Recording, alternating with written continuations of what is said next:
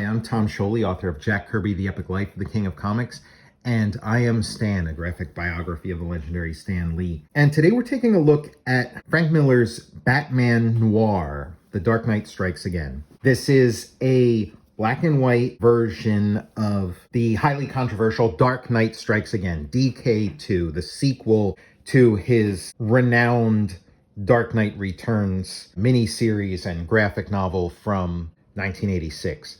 DK2 was a highly controversial book when it came out. I had a lot to say about it. One of the things that made it such a controversial work was the color, the treatment of color. Frank Miller and Lynn Varley teaming up. Once again, Lynn Varley was trying a completely different approach to the color. Instead of painting by hand, this was, as far as I know, her first digitally colored job. The techniques on display were, let's just say, different. The level of mastery was nowhere near the level of mastery that she had with the conventional non-digital tools of coloring a comic. But anyway, and so one of the things I wondered, and there were lots of different things one could, point at and critique about the comic, separate from the color. But I did wonder, what would this comic look like in black and white? Like Frank Miller's Sin City series. And so this Batman Noir answers the question. And I felt like a lot of the problems or quirks or hiccups with the work would be, corrected in black and white. And looking at this, it turns out to be the case. These first couple pages are they look really good. I always liked this underwater sequence with the Atom, feels suitably mythic. The rendering and shapes and it looks as good as, anything else Miller was doing around this era. This is the page where for me it starts to fall apart in the color version, because we cut to a close-up of the new Catwoman or Catgirl, which is the new identity that Carrie Kelly, Robin in Dark Knight Returns, takes on. And in Miller's preliminary drawings, he drew some really nice textures on the Catwoman suit. Some tiger stripes, some leopard prints that just really give a nice textural quality, and in some cases help define the form. And in this scene, he doesn't draw the leopard spots, and instead there's these just really, in my opinion, scabrous, just really unappealing digital leopard print effects that are being applied. Just really an eyesore. On my initial reading of this comic, it was that was kind of like, okay, I don't like where this comic's going visually. But here in Miller's line work, it looks good. It's stylish. You just take that bad digital leopard print away and it reads really well. It's sort of like a simple, elegant panel layout. The repetition of that leopard print, it's an eyesore. And also, this work has been reclaimed to a certain degree, and even my feelings have changed about it over the years. So some of the things that are sort of eyesores, unappealing, also have that sort of provocative quality, sort of, ugly on purpose, aggressive. And the highest compliment you can give this work is that there really is no other comic book that looks like this. So that does count for something. But again, I'm just finding this black and white version to just be a much more appealing, much more enjoyable visual experience and reading experience. I wonder if Miller did figured like, oh yeah, I'll keep the Carrie Kelly, the suit open, and then let Lynn Varley, provide the texture or the modeling, which worked really well in previous team-ups. He with 300 most notably, sort of Miller very consciously left a lot of open areas for Lynn Varley to really go to town. And she's slinging her paintbrush and watercolors and paints and dyes just so masterfully. It's just a pleasure to look at. But here it's very unappealing. And so I do wonder if he leaves Carrie Kelly open here with that in mind, or maybe, this was going to be the sort of basic Catwoman suit all gray, and then later on, maybe the textures were going to come into play. Miller's such a master of design and minimalism, and the stark black and white just really looks good. This scene with the stealth jet bat plane was another one, just like really gross. Again, I appreciate going for a new aesthetic, and a new, aesthetic for the new 21st century. And then that Superman planet, I remember that being sort of a sticking point, that planet behind Superman. But just looking at the line work, it's competent cartooning. The cartooning it seems to have more in common with political cartoons, and there is a lot of political content to this. It just really works for me in a way that the color version doesn't.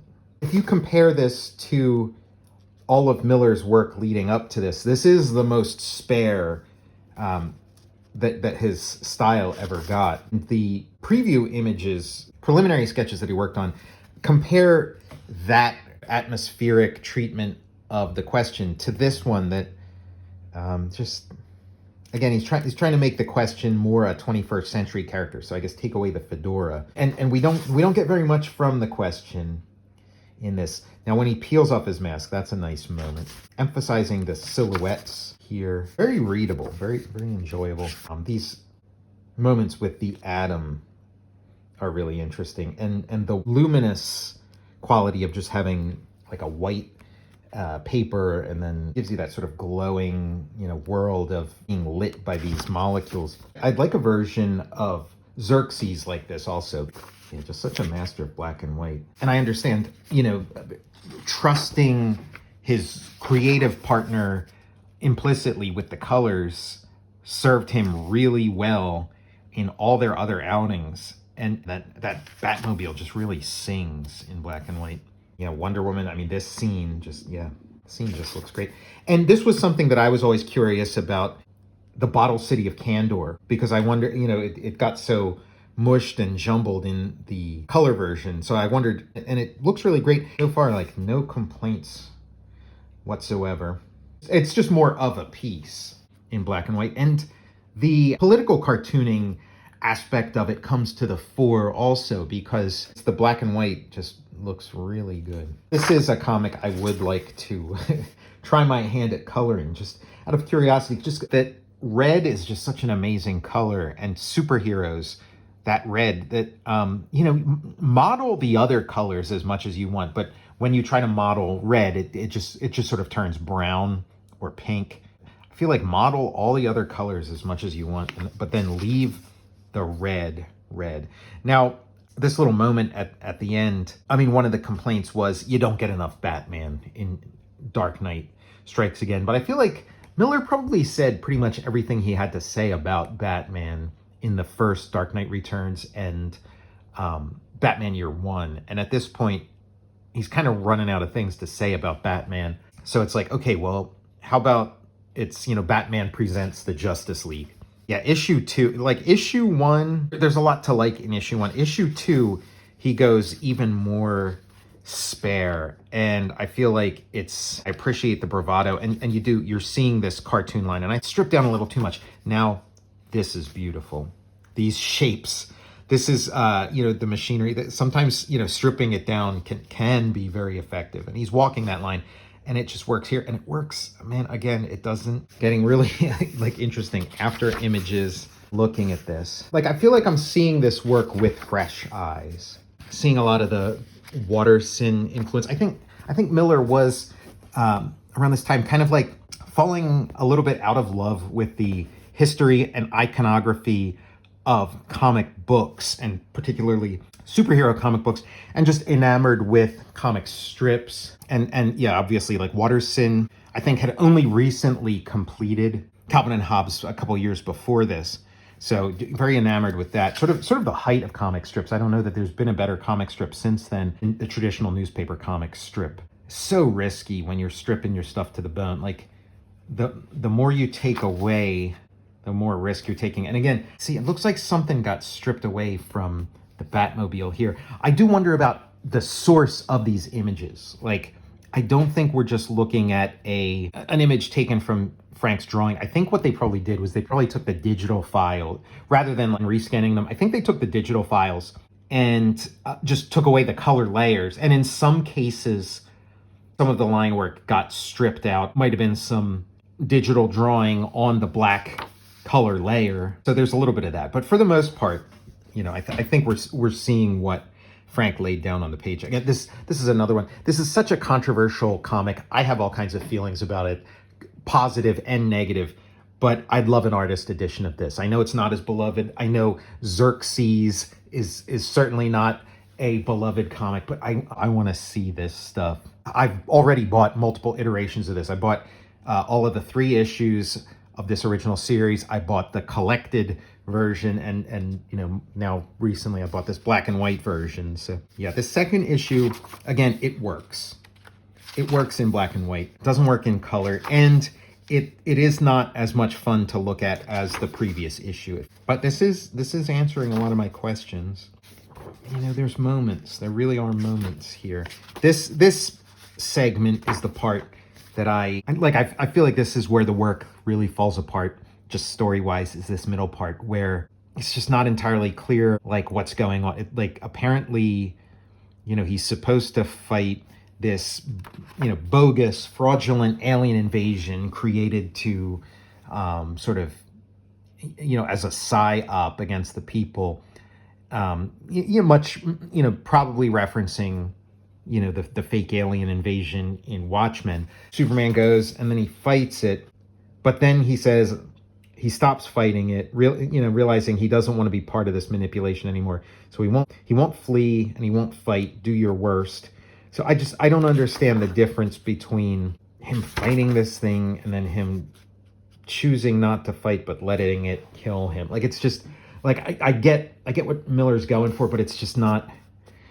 I don't know. It just doesn't make for a very memorable or interesting or evocative centerpiece. It would have been more interesting if Superman was really fighting against this thing, fighting for his life and losing because he's lost a step. He's not the guy he used to be.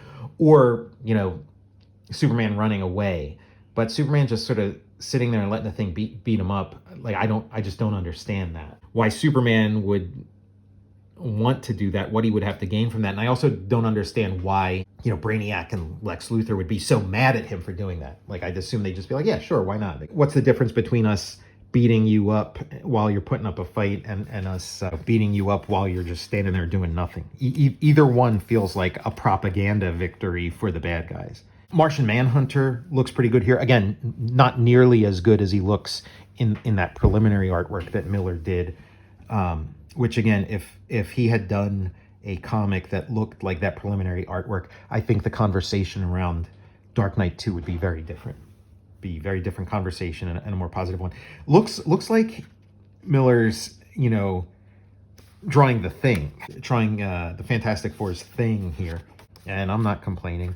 I'm assuming, looking at this again, I feel like this is that thing where it's like we're not exactly getting like a fresh look at Miller's, what he drew on the page, but we're seeing sort of just that layer isolated, that digital layer isolated. And so it's got, whatever remnants of the process of coloring it built in. So it looks to me like Miller, like if you were to look at Miller's art boards that he painted in, that he drew like a black lightning bolt. Like he drew this in black ink, and then digitally either he or an assistant or Varley captured the interior of it, took it out so that you can, sort of fill that with color. But I like the idea of a black lightning bolt, and I would like to see what that looks like. Yeah, a lot of pointless deaths, I'd say, in this comic. It is a gonzo work. For Miller, I guess it's like he sat down and did his best and really tried to make the last word on Batman and sort of celebrate Batman and put him to bed at the same time with the original Dark Knight Returns. And with this, it's like, does he really feel like doing that again, especially 15 years later? Can't he just have a little fun? And yeah, sure, you can have fun. Nobody's stopping you. It's just, you run the risk of tampering with your legacy. But again, maybe you don't care so much about your legacy. Maybe you care more about, your life and your enjoyment of your time at the drawing board than you do about these, more abstract ideas of legacy and what does your work mean and what your place is in the art form and your career and stuff. When he has to draw this sort of grody stuff, it's fun to look at. And also the contrast between the grody stuff with all these little cracks and fissures and then the sort of idealized, simplified and looking at this one, moments. It's just that there are moments where it is just all simplified and no grodiness. And so it just doesn't, it's not as much fun to look at. This sequence, again, this panel right here, still don't know what I'm looking at in that panel. And people in the comments said, it's a T-Rex. This is a T-Rex head looking up. These teeth they look a little too much like fur or something, or feathers or something. Like, I mean, maybe that's what it is. I can kind of see that, but like a T-Rex roaring, I think you can make that in silhouette, especially a master of silhouette like Frank Miller. You can make that, more immediately recognizable. This down here, like the way that phrase there, like, shouldn't there be a little more teeth here? So that is a possibility. Maybe this is a T-Rex face. I'm still not completely sold. I mean, this looks to me like it could be Hawkman's helmet, his ears, or maybe his wings as he's looking up. But again, I don't know. When Superman and Wonder Woman's daughter, Kara, shows up, like, things get a little more interesting. That's a good development. This is like, looked so stupid in the original comic. Looks doubly stupid here with the, like, I don't first, this is a horrible looking, and again, this is something that's done digitally, with like the ellipse tool or something. Just a really shitty looking bat symbol. I mean, I understand. I guess the idea is, yeah, a bat symbol without the ears, because it's a Batman without ears, even though he does have ears there. It's Batman with like his, sort of bald, unmasked head there instead of ears. But it looks terrible. The sort of electronic component of it looks terrible. I mean, if Frank had, hand drawn it, maybe some. So it makes me think that, again, an assistant or Varley or somebody, applied that digitally, and it just happened to end up, in the black layer here. But I scratch my head at this. This looks like shit. Like, if you took this away, it's kind of like interesting. And yeah, it's Green Arrow firing off some arrows to provide the overture. So you're supposed to be like, I guess it's like, my assumption is he's, those arrows are like these exploding arrows that are going to form some kind of firework show, maybe a firework of the bat signal, or I guess it's the bat signal plus maybe the reason why the bat signal's shoved all the way over here is to leave room for fireworks or whatever. But it doesn't come across, and it's just like, this is supposed to be the big moment, big glorious bat signal. I mean, put the bat signal here, make it dead center, like, because I've never seen that before. I've never seen that in a comic. All the times I've seen the bat signal in a comic book, I've never seen it where you turn the page and you get this double page splash of just the giant bat signal in the air. I gotta think maybe that's what Miller was going for. So, like, I don't, the hand that sort of designed this and so much of this book doesn't seem to me like the same hand that decided to stick this really, like, ugly, just shit looking bat signal off to the side here. I mean, you see the, ugh. And then it's like, yeah, let's party, give them hell. And then we get issue 3, which came out, I think, a year or two after issue 2. I mean, I think at this point it's like, yeah, this is not good enough. Like, what you gave us in issue 2. Issue 1, okay, we're not super pleased, but okay. But from what I hear, Miller was paid $2 million for this series. We're not getting our $2 million worth out of it, and it's only gotten worse in issue 2. So issue 3 seems like a reaction to the book, because issue 3, you're seeing more sort of fussy little bits of drawing and rendering. I mean, you still get, this seems like closer to what we think of as Miller. We're still getting simplified shapes and things, but there's just enough of like a little bit of draftsmanship, just enough draftsmanship to like really make it sing. And just the scale of these marks, the scale of the marks are so much different in this third issue than it is in the previous two, which makes me think maybe they said to Miller, like, hey, how about you just increase the size of the paper you're drawing on? How about you just make the size bigger? Because it does seem like the scale of the marks are smaller here, and that maybe that'll sort things out. Because again, you're getting more of these sort of fine lines on even these like simplified figures, the simplified Batman and stuff. You're getting, more lines. And then this is the sequence. This the first two issues were created pre 9/11. Issue 3 is created post 9/11. So that has been cited as one of the reasons for the delay, that Miller sort of had to change just the story because the story he had been telling was just I guess no longer relevant in sort of a post 9/11 world. And so we're getting just this is some really nice drawing here with a lot of subtraction going on, where you lay down the lines and then you sort of white out some of it to get this sort of gray, dusty feel, which again is reflected in the colors. And the colors in the third issue are also a cut above what was in the first two issues. But yeah, just utilizing white in an adventurous way. This part again looks like some digital remnant. I'm assuming Miller, drew in an actual lightning bolt here, or maybe not. Maybe it was just white or whatever. But then again, these security guards look simple, but they are so much more detailed than what you would have seen in the previous issue. The drawing and the texturing of Batman's face, just sharper than what you'd see in the previous issue. And the cartooning on Kara, it seems tighter.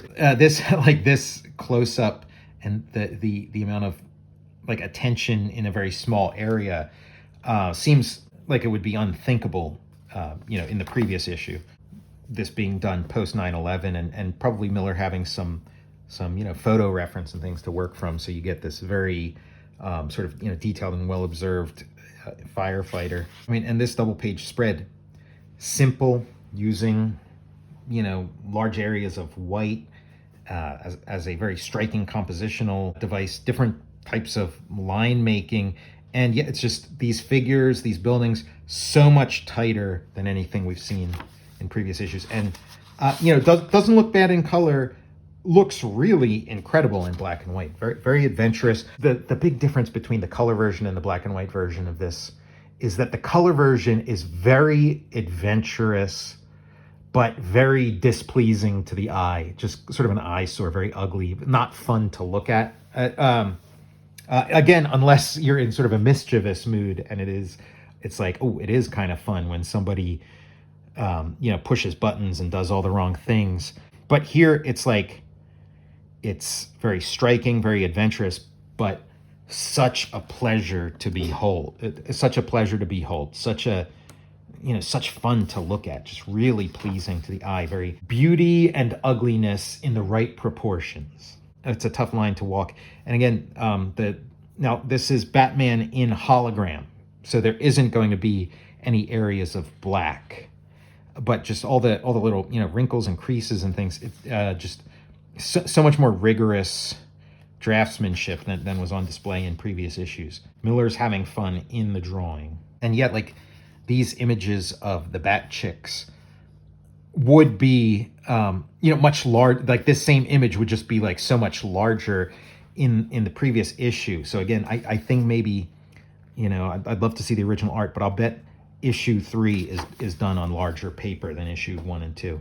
And yeah, we get another like sort of weird digital thing that I guarantee was not on Miller's drawing board. The pace gets accelerated. This tunnel looks really, really cool. The brickwork on it. The intricacy of how this egg beater goes together. There was nothing close to this level of draftsmanship and of figuring out, okay, what is it that I'm exactly drawing here in any of the previous issues. Brainiac Fortress just looks great. And man, look at this. That's a winner right there. More panels like this, please. And yeah, Lex Luthor, just a more rigorously drawn, more interesting looking Lex Luthor. Batman just like destroying his face gives you more stuff to draw than that sort of streamlined, kind of Lex Luthor looking Batman. And maybe there's some statement there in making Batman look like Lex Luthor in the previous 2 issues. I couldn't see on the Hawk and Dove here. I couldn't see Miller drawing in all those little feathers in the previous issue. Now this sequence here just I think looks. This is where the sort of godlike Green Lantern is using his power, and it just falls flat. It just looks like shit in the color version. But here, really strong, and you could imagine the idea of just bathing these panels in green as Green Lantern's using his power, and no need to add in these sort of prefabricated digital effects. Make that green. Bathed in green, kissing a green heart. And yeah, this sequence is the strongest sequence of the series. Looks real good in color. Looks amazing in black and white. You could put these pages. You could put next to any of Miller's best work. It lines up. Looks like some great Sin City stuff. And I think maybe it's something about the Hawkmen just kind of fit Miller's creative worldview, and maybe it would have been better if it were, instead of Dark Knight Strikes Again or DK2 or whatever, if it were Hawkman Returns, the return of Hawkman or something. Just do a series focusing on the Hawk people, because he's really come alive here. And again, look at the Hawk people previous issue. Look at this guy. There's no comparison. You got the death of Brainiac again. Just like a simpler application of color, to my mind would work so much better. But I appreciate Lynn Varley's adventurousness and willingness to take risks on it. I couldn't tell what this was. Now I can. It's a helicopter turning itself sideways, getting out of the way as the bat plane goes by. And here we have, more panels than you've ever seen in a superhero comic. Until Fantastic Four Grand Design, I adopted this approach for that work as a way of just getting more bang for your buck, getting more, decades worth of storytelling into 80 pages of comics, which is, what I ultimately had to work with in Grand Design. Really nice figure work here. Very different reading experience in black and white. I was sentimental back when I was old. Man, what a final panel. Let's completely destroy Batman. And he did. And, that's the sort of thing that, can drive fans crazy. But, an artist's got to be an artist. So then we get, these are the preliminary drawings and that Miller did in preparation for this series. And they are just beautiful. Like this is like a new and compelling aesthetic for superheroes. Cutting edge, rigorous, just fun to look at. And yeah, look at that question. And then yeah, look when Miller applies that leopard print pattern himself. It's there. It's an organic part of the mark making. It just looks amazing. And when it becomes this digital thing that's spit out, it just doesn't work. The Martian Manhunter drawing that I saw in, I guess it was in Wizard magazine, just like that was the real seller. And it was, Miller said, hey, I drew this on scratchboard. I'm using new materials in this work. And then all that stuff went out the window. I'm Tom Scioli, author of Jack Kirby, The Epic Life of the King of Comics. And I am Stan, a graphic biography of the legendary Stan Lee. Thanks for joining me.